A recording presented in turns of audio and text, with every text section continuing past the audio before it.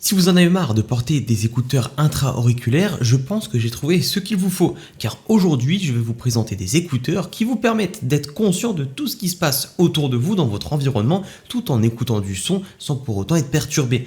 On est aujourd'hui sur les OpenRock X, des écouteurs qui ont une forme assez particulière, qui ne rentreront pas dans votre oreille, mais qui feront bel et bien du son, et du bon son d'ailleurs. Alors abonnez-vous si ce n'est pas déjà fait, et nous on est parti sans plus attendre pour commencer cette vidéo avec l'unboxing. Et on se retrouve donc pour ouvrir les OpenRock X, des écouteurs qui sont très innovants parce que leur méthode de fonctionnement n'est pas classique. On n'est pas sur du intra-auriculaire, on n'est pas sur quelque chose de classique, on est sur quelque chose avec de l'air induction, comme ils le disent. Alors j'ai très hâte de voir ce que ça donne. Le packaging est innovant, tout comme la méthode de fonctionnement de ces écouteurs, et on a quelques caractéristiques à l'arrière. On notera qu'ils sont IPX5, qu'ils ont 4 microphones avec un algorithme d'intelligence artificielle et qu'ils ont également du Bluetooth 5.3 et pas mal d'autres petites choses. Bref, le tout est de découvrir ensemble le mécanisme derrière ces écouteurs. Alors, je vais tout simplement les ouvrir. On est sur une boîte très résistante. On a de quoi les accrocher et je vais tout sortir dès à présent.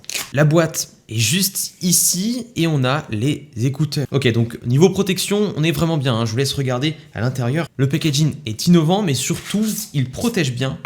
Ok, donc très efficace.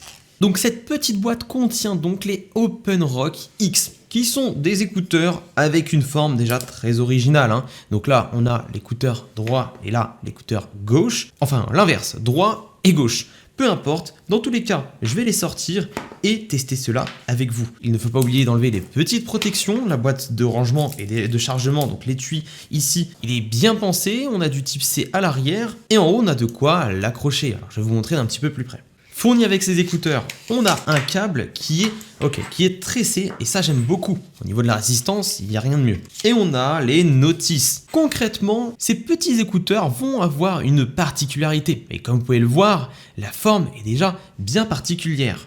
Et je pense que si vous détestez les intra-auriculaires pour plusieurs raisons, que ce soit par exemple pour le confort d'utilisation ou bien parce que vous n'avez aucune oreille sur l'environnement autour, là ce n'est plus un problème. Car le but ici, c'est de mêler l'utilisation classique des écouteurs avec la possibilité d'entendre tout ce qui se passe dans son environnement. Chacun de ces écouteurs pèse 12 grammes.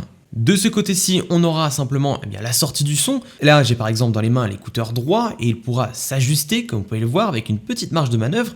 Derrière, ensuite, on a le support qui va se placer donc derrière l'oreille afin de maintenir le tout en équilibre. Et ensuite, on a l'écouteur gauche. Et en plus, c'est aimanté. Évidemment, le logo OpenRock juste dessus avec un petit indicateur LED pour nous indiquer que l'écouteur recherche un appareil Bluetooth ou n'a plus de batterie par exemple, tandis que la boîte de chargement, le boîtier, lui, va être très intéressant. Un petit clip permet tout simplement de l'ouvrir. Chose que je remarque, c'est que quand le boîtier charge, vous ne pourrez pas l'ouvrir parce que le câble, voilà, vous avez vu, passe dans le petit trou. Ceci étant dit, on a quand même quelque chose de très sympa. Une ouverture intuitive. Une petite LED pour indiquer l'état de batterie du petit boîtier. Ici, le rangement pour l'écouteur droit, derrière l'écouteur gauche, le logo OpenRock sur le côté et la possibilité d'accrocher simplement le boîtier à un porte-clés, comme ceci. On a une bonne notice avec tout ce qu'il faut et évidemment, on est parti pour mettre tout cela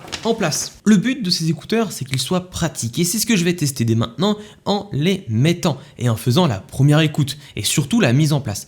Pour les mettre en place, il faut tout simplement les ouvrir comme ceci, les mettre par-dessus l'oreille et ensuite rabattre l'écouteur et le caler dans l'oreille. Donc je commence par le gauche, je le replie et ensuite le droit.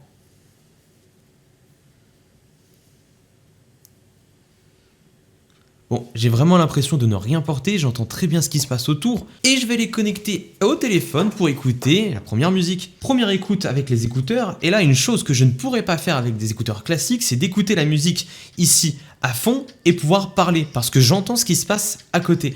Et ça c'est assez impressionnant, j'entends tous les bruits. On a un son qui est bon, qui est assez élevé, là je parle en même temps d'écouter. Il est assez élevé et c'était ma crainte. Je me suis dit, ici on a quelque chose avec une technologie d'air Condition, j'avais peur que justement, le fait qu'il n'y ait pas l'écouteur dans l'oreille, ça perturbe l'écoute. Il y a un petit bouton pour arrêter et mettre en marche la musique. Là, je suis presque à fond. Et là, je suis à fond. Prochaine musique, j'aime beaucoup. On a un bon son et surtout, on entend ce qui se passe à côté. J'aime beaucoup ce qu'on peut avoir. Allez, prochaine musique. Là, pareil, on a quelque chose de très bien qui en plus nous permet d'entendre tout ce qui se passe autour.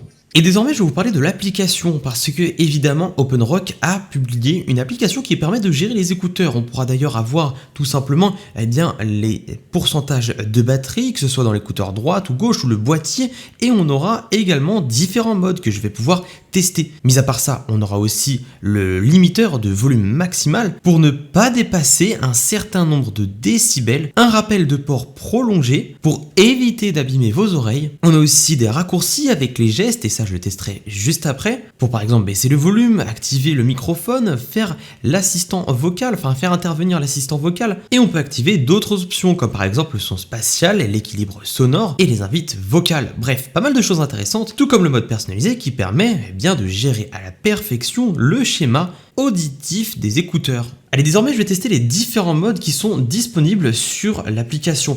Commençons directement avec le mode rock.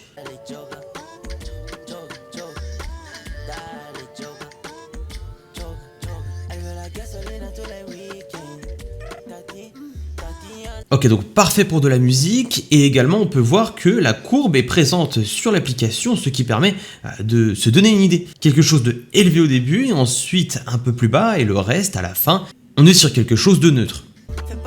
Le mode relax, lui, est plus équilibré et augmente à la fin. Bien plus de basse, évidemment, avec le mode rock, comparé au mode relax. Le mode boom, lui, va tout simplement mettre l'accent sur les basses et également sur les aigus. Et le mode personnalisé nous permet tout simplement de faire ce que l'on veut. Donc là, par exemple, si je baisse pour voir et pour comprendre, là j'ai quasiment effacé les basses, donc c'est pour vous faire comprendre en réalité. Voilà, on peut personnaliser à fond notre musique, et ça c'est plutôt intéressant, selon la fréquence des hertz, etc. Appuyons pour augmenter le volume, c'est un petit bouton qui se trouve juste à côté, et on va le tester. Ok, donc ça augmente bien. Et de l'autre côté, pour baisser, tout simplement, et voilà, on baisse progressivement. On remet, double-clic, et là on passe d'autres musiques. L'équilibre sonore nous permet soit d'en mettre plus à gauche ou à droite, bref, une application simple à prendre en main qui ne nécessite pas de connexion et qui va directement modifier le comportement des écouteurs. On est sur 4 microphones qui vont donc faire un son plutôt potable, surtout pour des écouteurs de ce prix. Évidemment, je vous laisserai aller voir le lien en description. N'hésitez pas à me dire ce que vous en pensez de la qualité des microphones. Voilà pour le test audio. Quoi de mieux pour tester ces écouteurs que d'aller directement faire une séance de sport, et c'est ce que j'ai fait. J'ai pris les écouteurs pour faire une séance d'eau et j'ai donc pu tester tout cela. Alors évidemment, là, ces écouteurs vont correspondre à un type de personne qui veut tout simplement écouter de la musique sans pour autant être dérangé, mais surtout en ayant quelque chose qui permet d'entendre ce qui se passe autour et qui ne rentre pas dans l'oreille. La conception qui sort de l'ordinaire nous permet d'avoir quelque chose qui va tenir à l'oreille. Et là, on n'a pas de chance que ça tombe. Alors qu'avec des écouteurs classiques sans fil, là, je les fais régulièrement tomber. Mais comme ça passe juste par-dessus l'oreille, très difficile de les faire tomber.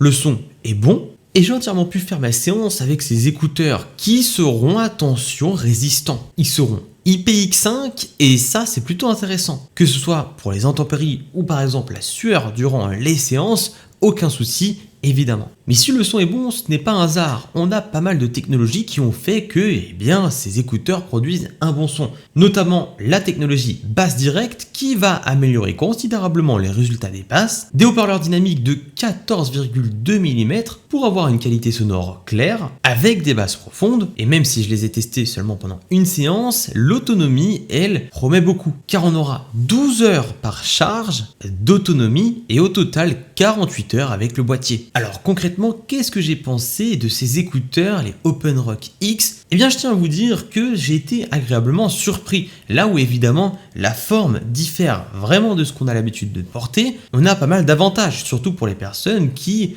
ont un peu de mal avec les écouteurs intra-auriculaires. Là, on a quelque chose qui passe par-dessus l'oreille, donc qui va tenir mieux et qui ne va pas rentrer dans l'oreille, qui permet également d'avoir une oreille sur ce qui se passe autour. Ça peut être un avantage pour certains ou un inconvénient pour d'autres. Là où des gens veulent clairement être dans leur bulle, et il y a également des modes pour les écouteurs les plus connus, là c'est un peu l'inverse. Ce sont pour les gens qui veulent quand même pouvoir parler avec des personnes pendant leur séance tout en ayant de la musique par exemple. Cependant, dans les environnements très bruyants, là c'est à réfléchir pour le choix de ces écouteurs parce qu'évidemment vous allez tout entendre. Bref, en tout cas, ce test est validé de mon côté, je n'ai rien vu de négatif ou de reproche à faire concernant ces écouteurs, même dans une salle de sport à 18h où est-ce qu'il y a pas mal de monde, le fait d'entendre tout ce qui se passe à côté ne m'a pas forcément dérangé et c'était la première fois que je pouvais vraiment discuter pendant que j'écoutais de la musique avec quelqu'un. Évidemment, le lien des écouteurs OpenRock X se trouvera dans la description, n'hésitez pas à me dire ce que vous en pensez en commentaire. En tout cas, on se retrouve la prochaine pour une nouvelle vidéo, c'était JX.